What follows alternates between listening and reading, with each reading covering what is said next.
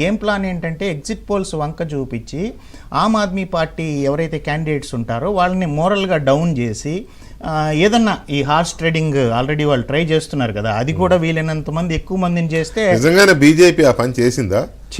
ఇప్పుడు కేజ్రీవాల్ గారు అన్నారంటే మీరు కూడా అవునని అంటారు.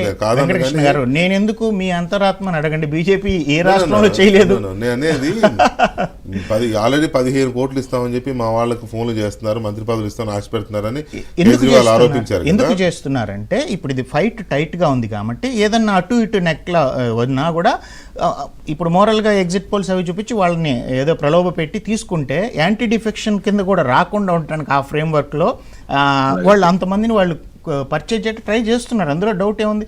బీజేపీ చేయకపోతే మనం ఆశ్చర్యపోవాలి. ఆ పని చేస్తే బీజేపీ ఎందుకు కంప్లైంట్ చేస్తుంది దీని మీద ఎంక్వైరీ చేయండి అని? కంప్లైంట్ బీజేపీ చేయలేదండి. కంప్లైంట్ అంటే వీళ్ళు ఎప్పుడైతే ట్విట్టర్లో కూడా అరవింద్ కేజ్రీవాల్ ఇట్లా మా వాళ్ళని చేశారో, వీళ్ళు ఎల్జీ ద్వారా ఏం చేశారంటే ఏసీబీని పోయి అయితే విచారించమని అన్నారు. విచారించమంటే ఏసీబీ ఎవరిని విచారించాలి? సంజయ్ సింగ్ వాళ్ళు ఎవరు? ఆల్రెడీ సంజయ్ సింగ్ అక్కడికి వెళ్ళి ఉన్నాడు ఈ వివరాలు ఇవ్వటానికి.